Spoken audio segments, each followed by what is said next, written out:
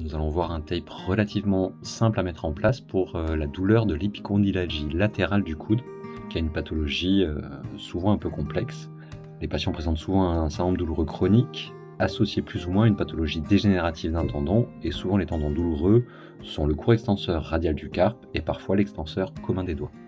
La douleur est en général située directement au niveau de l'épicondyle, au niveau des insertions tendineuses, mais l'épicondylalgie est souvent associée à une mécanosensibilité du nerf radial, et dans ce cas-là, la douleur décrite se situe plus bas que l'épicondyle.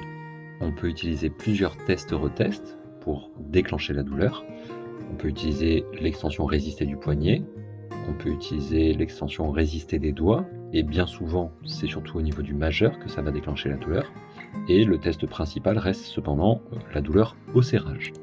On peut par exemple se servir d'un dynamomètre pour effectuer un pain-free grip test. Dans ce cas-là, on évalue en premier lieu la force de serrage maximum du côté sain, puis on l'évalue ensuite du côté douloureux, et on demande au patient de serrer jusqu'à ce qu'il ressente de la douleur. On obtient ainsi la valeur de serrage sans douleur, c'est le pain-free grip test. Pour déterminer la pose de taping, on va effectuer des tractions cutanées, dans un premier lieu dans le sens longitudinal des muscles concernés. Ici, la douleur au serrage est ressentie plus faiblement lorsque je tracte la peau vers le haut, vers l'insertion proximale.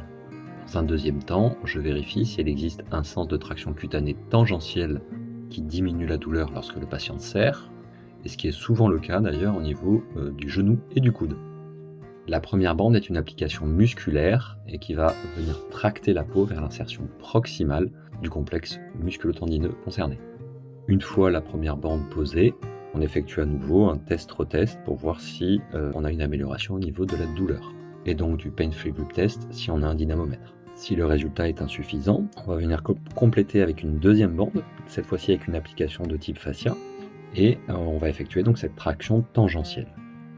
Une fois la deuxième bande posée, on effectue un retest pour voir si on a bien modulé la douleur.